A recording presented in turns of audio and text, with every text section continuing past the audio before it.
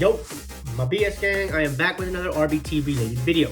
This one is not like any video I have made before, as we're going to go over what I did to pass the RBT exam first try. I hope to make this video for future test takers out there or anybody struggling to pass the exam, because we are all very different. We all take tests in differing ways, with differing approaches, and due to that, we all go about exams very differently as people. Therefore, maybe my unorthodox approach will help you get over the hump for this weirdly tough exam. I did want to mention that my study methods are usually very different than what is recommended.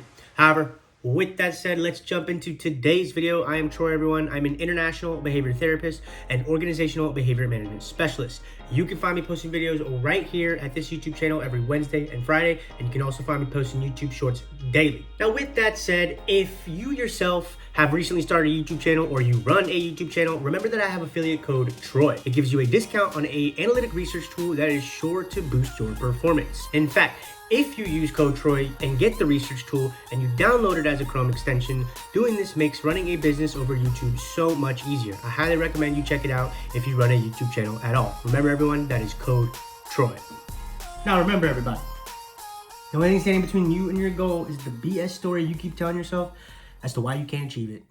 People tell you you can be anything you wanna be. Wanna go to outer space, superhero in the streets. Okay, so like I said earlier, my studying approach is a bit different than the normal person, okay? First, I do think it is important to know exactly what the test entails. So to start, the RBT exam measures your ability to perform the 6 primary duties of a registered behavior technician. The 6 primary duties of a registered behavior technician are broken down in the task list from letters A to F. So they are measurement, assessment, skill acquisition, behavior reduction, documentation and reporting, and professional conduct and scope of practice. So I highly suggest you go check that out, because the exact document on the BACB is broken down into each of the 6 categories even further. Now, more details on the test. The exam is 90 minutes long, or at least you are going to have 90 minutes to complete the exam. There are 85 computer-based questions on the RBT exam, 75 of which make up your final score. Now, these questions are divided into sections based on the 6 primary duties of an RBT, which we went over earlier. That is on the task list, okay? There's 10 questions on measurement, 8 questions on assessment, 24 questions on skill acquisition, 12 questions on behavior reduction, 10 questions on documentation and reporting, and 11 questions on professional conduct and scope of practice. They are multiple choice questions with only one correct answer. Okay, so now that we know the details of the test, you can choose various ways to go about it. Personally, I know it is recommended that you go through the task list, but I used mock exams. I didn't just take mock exams though. I took notes all over these mock exams for 3 different mock exams, and I figured out why the one answer was correct, and I wrote notes on why the 3 options were not correct. While yes, this could be unorthodox, it gave me so much repetition in the natural environment. The real environment is going to question your ability to choose the right answer. This is why I wrote on the mock exam why the wrong answers were not right. Think about it. When you do it like this, you give yourself practice to see the question in a different perspective, and then you can learn how to make the question different to make that answer correct. So here's a perfect example, and this is exactly why I recommend it. Okay, so here is a perfect example. The RBT recorded 10 instances of the child throwing items in the classroom. What type of continuous measurement procedure is the RBT implementing? The 4 options for this question are rate, duration, latency, and frequency. Now, we know it's not A because rate would be 10 instances in a certain amount of time. So in the question, there is no ratio to be made. So we know that this question would need to say 10 instances in 1 hour, for example. So duration is B. No, we don't even have time in this question. If the question said the client was running for 10 minutes, that would be duration. Latency. Okay, so latency recording measures the amount of time that lapses between the antecedent, so like a teacher's directive, and when the student begins to perform a specified behavior. So this type of data collection is appropriate for behaviors that follow a command or directive or a distinct stimulus. So now we can knock out C, D, frequency, ding, ding, ding, ding, ding, correct. All right, one more example. What is the term used to describe what occurs immediately before the behavior? The 4 options are antecedent, consequence, response, and attention. Right off the bat, A, antecedent.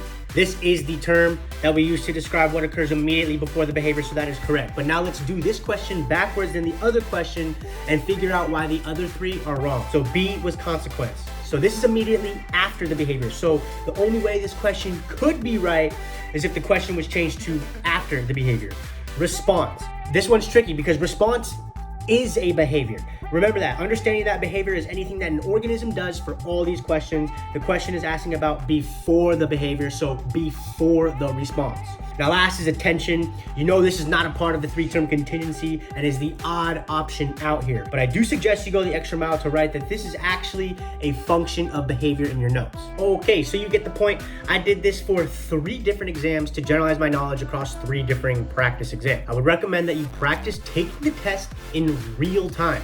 But I did not do that. I actually have a very small bladder, so I take the test as fast as possible. But seriously, in the real test, you do not have time to figure out why the other answers aren't correct. So just go with your gut. Trust me when I say go with your gut. The very first one you think or know is right, go with. That is a good strategy for these types of tests. In the future, once I get back into work and into the swing of things, I hope to make more content for you guys that is very specific about this exam. Like I want to get flashcards, get mock exams. However, I do hope to have content in the future that practices more questions and dives deeper into the material like you saw for a split second in today's. With that said, I'm going to finish with the importance of going through the BACB task list. I did not go through and define each word in each of the components of that task list, and this is maybe why I actually thought I was going to fail halfway through this exam, but I didn't. Regardless of any strategy that you use to go about studying for this exam, know that this test is technical, so be technical in your studying.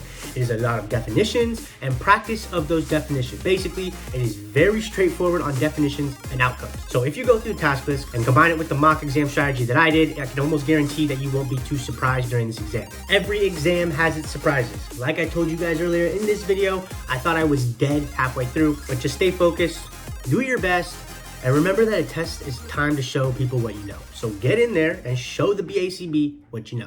So that's why you can catch me next time, because you got to generalize, maintain, and create a model with long-lasting sustainability and one that's open to change. So at the end of the day, if you want to drive results, and you're looking to get paid, you gotta do what's right to get that bag.